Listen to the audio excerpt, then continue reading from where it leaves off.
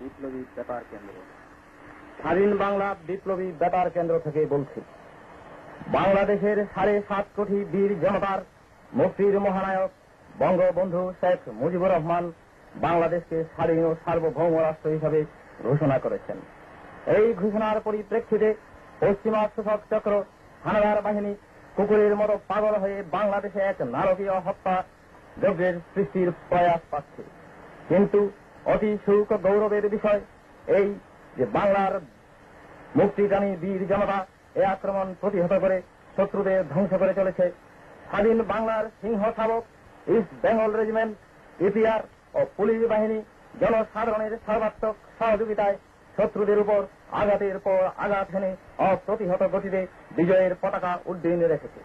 হানাদার শত্রু বাহিনী পানীয় জল ও খাদ্য সরবরাহ সম্পূর্ণ বন্ধ। তারা এখন বিক্ষিপ্তভাবে ছড়িয়ে পড়ে নিজেদের আত্মরক্ষার শেষ চেষ্টায় রত। বাংলাদেশের বীর জনতার কাছে আমাদের আবেদন, তারা যেন এ ব্যাপারে সবসময় প্রস্তুত ও সজাগ থাকেন। বাংলাদেশের রাজধানী ঢাকায় শত্রু বাহিনী উপায়ন্তর না দেখে ট্যাঙ্ক ও মারাত্মক অস্ত্র শস্ত্রে সজ্জিত হয়ে শেষ আঘাত হানার চেষ্টা করছে। চট্টগ্রামের পরিস্থিতি সম্পূর্ণ বাঙালিদের আয়ত্তে। কুমিল্লা ক্যান্টনমেন্ট দখল করে ইস্ট বেঙ্গল রেজিমেন্ট সৈন্যবাহিনী ইতিমধ্যেই চট্টগ্রামে পৌঁছে গেছে। প্রদেশের অন্যান্য সকল স্থানে বাঙালিদের সম্পূর্ণ আয়ত্তাধীনে এসে গেছে। বিপ্লবী বেতার কেন্দ্র থেকে বলছি, স্বাধীন বাংলা বিপ্লবী বেতার কেন্দ্র। এখন খবর পড়ছি, বাংলাদেশের পথে পথে মুক্তিবাহিনীর সাথে পাকিস্তানি হানাদার সৈন্যদের প্রচন্ড লড়াই চলছে। স্বাধীন বাংলার বিপ্লবী সৈন্যবাহিনী ও পুলিশ জনতার সাহায্য নিয়ে আক্রমণের পর আক্রমণ হেনে চলেছে। ঢাকার সর্বশেষ প্রাপ্ত খবরে প্রকাশ, সেনাবাহিনীর পাকিস্তান হানাদার সেনাবাহিনীর কর্মাধ্যক্ষ শিক্ষা খান দলবল সহ নিহত হয়েছেন। কিছুক্ষণ পূর্বে